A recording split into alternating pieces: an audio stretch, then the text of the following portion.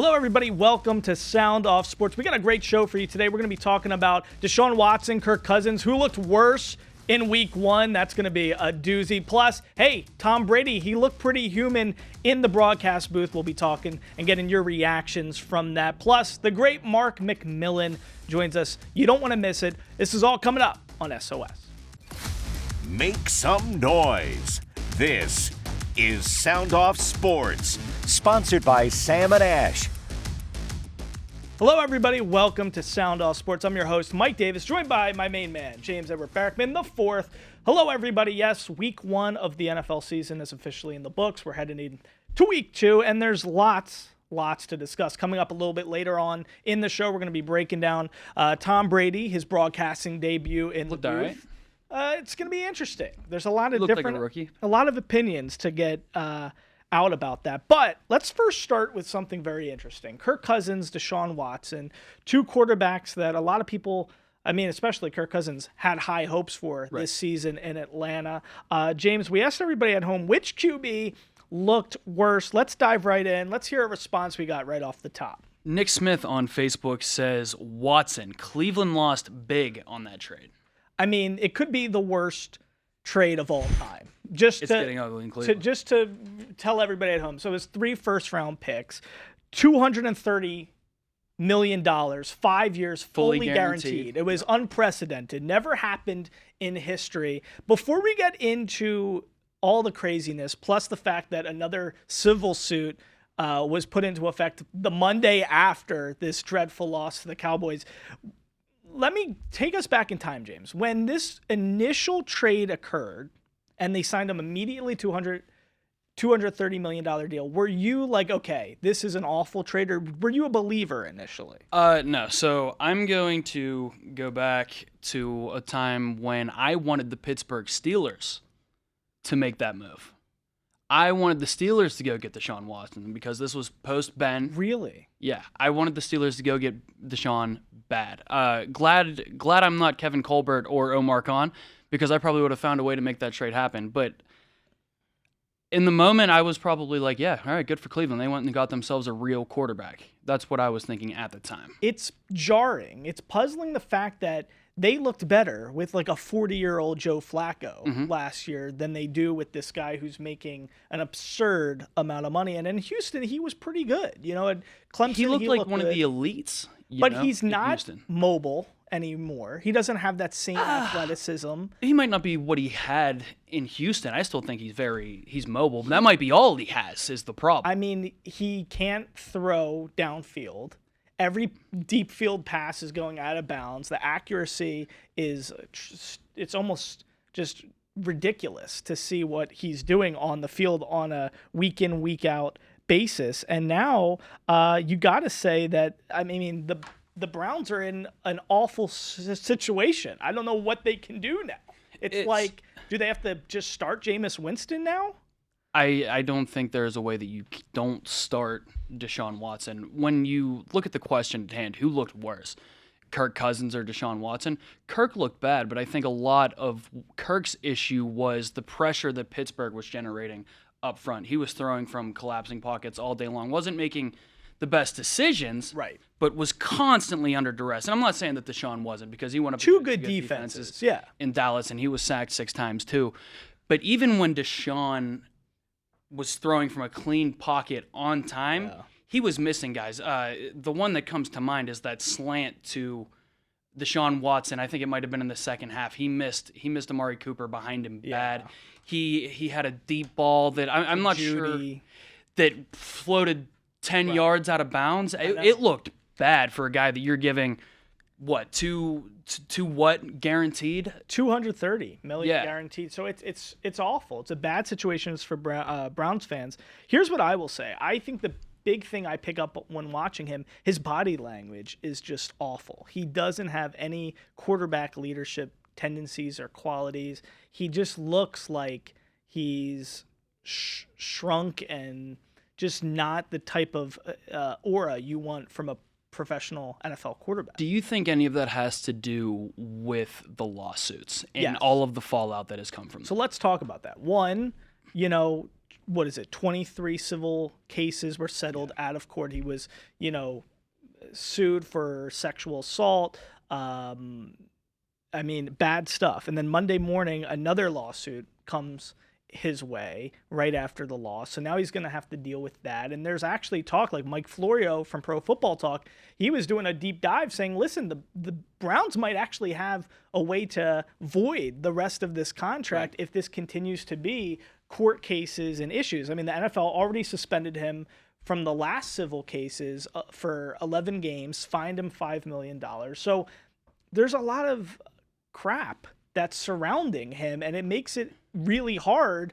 But, there's a lot of, everybody deals with things. I mean, listen, his friend had passed away. His father had passed away. Too, yeah. But a lot of people, didn't Brett Favre have a tremendous game after his father died?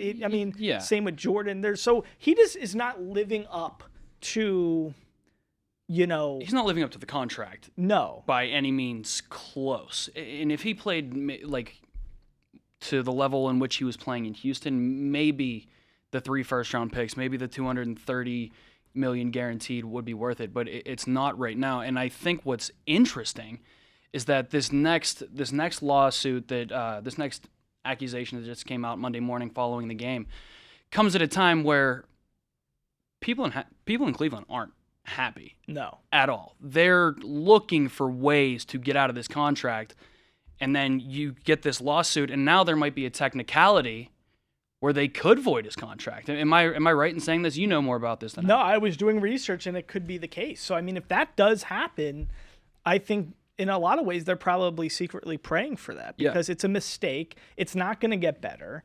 I think once something turns this ugly, there's just no way around it. I don't see how he's going to develop into a Hall of Fame quarterback, a Pro Bowl kind of bona fide dude who's taking you to a Super Bowl. I just don't see it. I think all of the accusations post Houston have derailed his career. Yeah. They were all settled out of court and whatever, but I think that changed the trajectory of his career. It's not, I'm not saying anything, groundbreaking. That sort of thing would do that to anybody's career. But you put all of this Deshaun stuff, because Cleveland, for how long, has been looking for a quarterback to be the savior in that time? They really haven't had a QB since Bernie Kosar, basically. You run Baker out of town, who's now lighting it up. Right. In Tampa Bay. So you put that next to what's going on with Deshaun in Cleveland. This is horrific. There's just a swagger thing. Like Baker, say what you want about the dude, even when he wasn't playing great, he always had a chip on his shoulder, an edge, and a swagger about himself and a self-confidence. Deshaun doesn't have that. You need that. Not anymore. That's gone. You need that to play in the NFL, and it's just not going to happen. So I think for a long time, Browns fans are going to be worried this season, and I wouldn't be surprised if that contract ends up getting voided and if Jameis Winston ultimately becomes the starter quickly. So, but an awful game. And then I think the Cousins stuff, just quickly on that. Listen, this was my fear. He's an old dude. Right. Coming off an Achilles injury. Not a great offensive line display. TJ Watt was all over him the entire game. He only threw 2 picks. He literally could have thrown 5. There was about 5 more throws or 3 more throws that could have easily been picked. I didn't like the money they gave Cousins in the offseason. I was like, that's not a guy who, what is he, 36? Yeah. I was not going to pay an immobile quarterback coming off the injury that Kirk's coming off of that kind of money. And then to go and draft Michael Penix, too, who was a guy I was really high on coming out of the draft. I don't like the situation for Atlanta, although I do think it will get better. I think they'll probably still turn it around and win the NFC South. Yeah. But who knows? The Saints looked pretty darn good, too. So the Falcons look smart for taking Penix now. 100%. Yeah, because here's the 2 takeaways from this segment. I think 1, Watson could be benched and this contract could be voided and he could not be playing in the NFL shortly. Right. Number 2, Penix could be the starter in Atlanta way sooner than we anticipated. Right? And I think that's a big time thing that could occur. So we'll see, but it's just not the body language I want from Watson, and honestly, the body language from Kirk. He looked old. Kirk looked old. I'm going to give Kirk the benefit of the doubt on this one because we've seen him in the not too distant past play at a really high level. And I really like Zach Robinson, that OC they got in ATL. All right, so we got the great Mark McMillan, a former defensive back with the Philadelphia Eagles, joining us in the studio right after a short break. But before that, James, real quickly, tell us the last response we got on this whole Kirk Cousins, Deshaun Watson business. At Boss2Smooth via X says both were trash.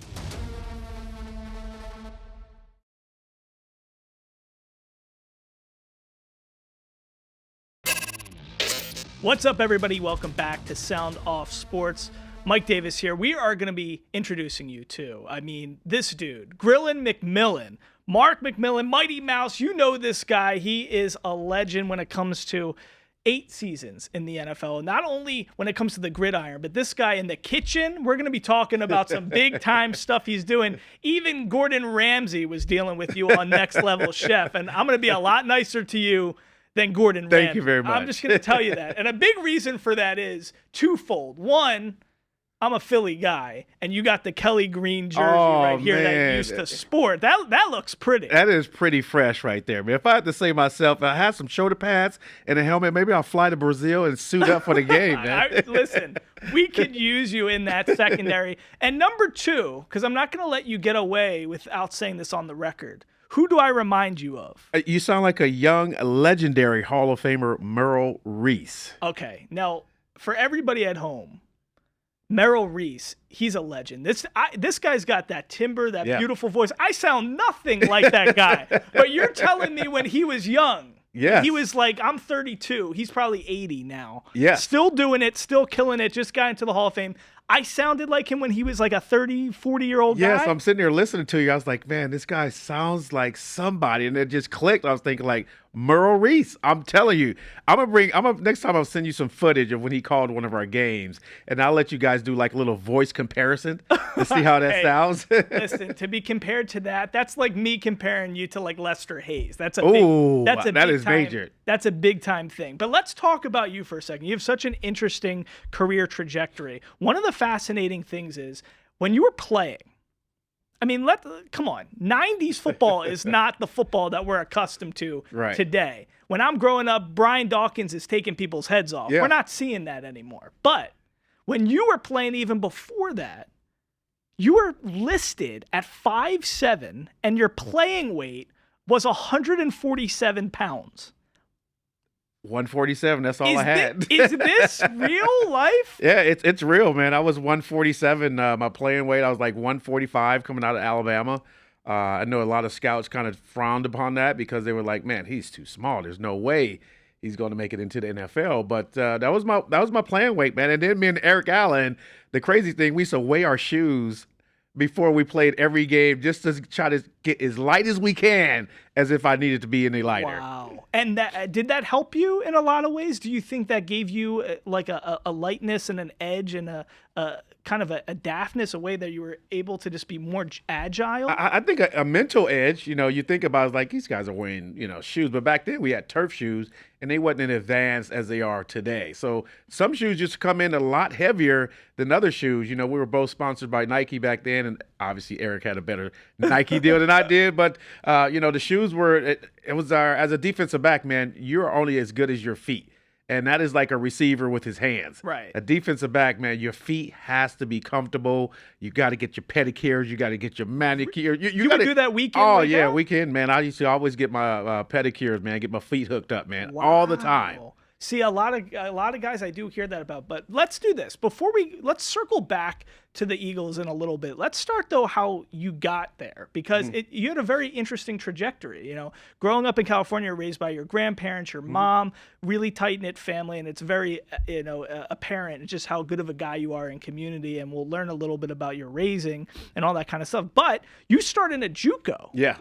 And you actually didn't start playing high school football till your senior year. Man, you did your homework, man. You're on it. And then you didn't end up but let's be real, because to then end up playing with Gene Stallings at Alabama, to not play high school till senior year, to go to a JUCO, how the hell did you get to Alabama? Oh, man, that's the question everybody wants to know. You had USC, you had UCLA right there in my backyard, but neither one of those schools recruited me, and I ran track and play football my final year of high school. Just those guys were massive. Right. And I was probably like 130 something in high school, and these guys were so big. I was like, man, there's no way I'm going out there and play with those guys. So I was in the stands, with my sisters and all the young ladies just cheering on the guys. And my senior year comes around, and my mom was like, yo, what are you going to do? Like, you're always talking about how good you are. And, we'll go to the park, and I'm clearly the best, fastest kid on the block.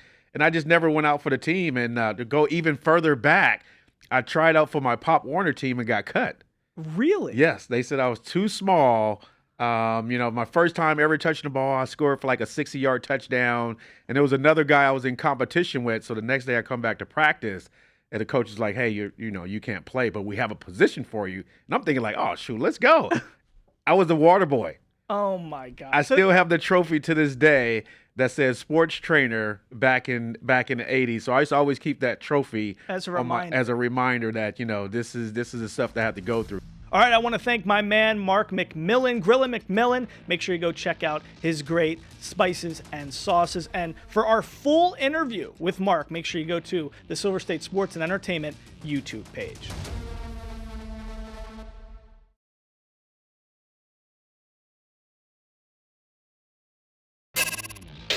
All right, everybody, welcome back to SOS. So now we're going to be talking about Tom Brady, the GOAT, his debut for Fox in the booth. James, a lot of people are chatting about this everywhere I look. This is the big topic. I'm just going to come out and say this right off the bat before we get some responses from everybody at home. First of all, listen, I love Tom Brady.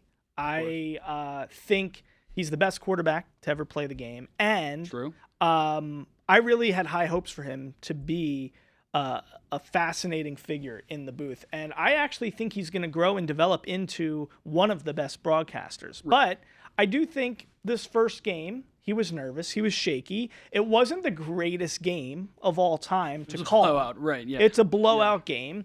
But I was surprised that he wasn't taking the opportunity and the chance to really educate audiences. It would have been nice for him to say during the Deshaun Watson blunders that he was making throughout the whole game, hey, like, this is what he should have done. Or, hey, this is probably what's going through his mind. This is why he probably did X, Y, Z. Right. And I just thought there was not a lot of educating or teaching going on. Rather, he was just really reacting or not reacting enough to what was playing out. What were your initial thoughts watching this? Because I want to get into what a lot of critics and analysts think about it, but off the bat, I mean, it was a disappointing start, but I think he can develop like he did. He was a 6th-round pick. Right. Maybe it's going to be the same thing it was for the NFL with him. He was probably prepared, but he might have to grow into the great broadcaster. It might not happen on day one. He did an interview with Joel Klatt Saturday before the game saying this has been years in the making. 1-2 years he's been working towards this, but I thought he looked like a rookie. Right? Yeah. He looked like not the very confident Tom Brady that we've come to expect, where in the booth he was a little hesitant at times, a little unsure of himself. Yeah. But that's going to happen. You know what I mean? I guess we were all kind of expecting Tom Brady to come in and be great at it right away. Well, and Romo Romo came out of the gate and was tremendous. And he was doing things with Jim Nantz that really, shocked, frankly, NFL viewers. He was predicting plays before they were happening. He was having fun with it. And it was just like, oh, I want to watch a football game with Tony Romo. Whereas Brady, it almost like you could feel his mind running and trying to decipher, should I do it or should I not say something? It was very weird, the gaps and the holes in the broadcast. I like your point to where, it's hard during a blowout to do that job. You know what I mean? And so when your first game is a blowout and you're digging for stuff to try and talk about, that's tough, especially for a guy where it's your first day on the job. Yes. So it's not a great game to call. But we actually got a good voicemail on this. Let's hear what somebody had to say regarding this topic. I would listen to Tom Brady over Romo or Aiken any day of the week. Was he a little stiff? Yeah, but it was his first time. Like everything else he's done in his life, he'll be the GOAT before long.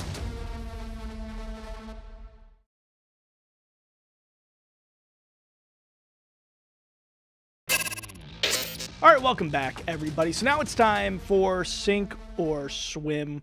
This is the great part of the show where we really dive into panic mode, especially everybody wants to panic after week 1 of the football season, James. And listen, if any team should be panicking, frankly, it probably should be the Bengals. And I've been talking about this for a while. We all know the Bengals lost to the Patriots, probably one of the worst rosters in the NFL, a team that was predicted to be in the bottom 2 or 3 in the league, perhaps the worst team in the league. And the Bengals, they looked miserable.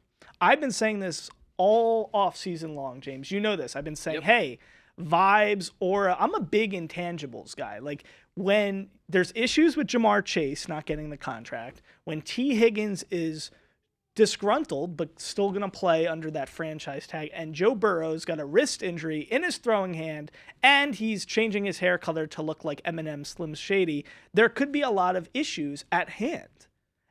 This is not a good look. I'm not going to panic about the Bengals unless Joe Burrow's not actually fully healthy. So you think Joe Burrow throwing for like 160-something yards, couldn't get the offense going, Jamar Chase pretty much disinterested to be there, and T. Higgins sitting out. They don't have Joe Mixon. Chase Brown didn't look like the hero anybody anticipated him to be. Defense didn't look tremendous with the whole Lou Anarumo thing. Now you got Jacoby Brissett and the Patriots, who are devoid of any weapons. Ramondre Stevenson looked like Jim Brown. This is the NFL. This is ridiculous. This is the NFL, right? And at the end of the day, it's any given Sunday. It's week 1. I'm not going to read too much into an upset. You know, I think they were maybe like a 10-point favorite. They were a significant favorite. Now they play Kansas City, the Bengals, and they can go 0-2. James, we'll see you next time in here, my man. For SOS, thank you all at home, and make sure you always tune into the Fox 5 Vegas Facebook page, because that's where we have all of our posted questions, and we love to hear from you. Until next time, I'm Mike Davis. We'll see you back here in the den next week.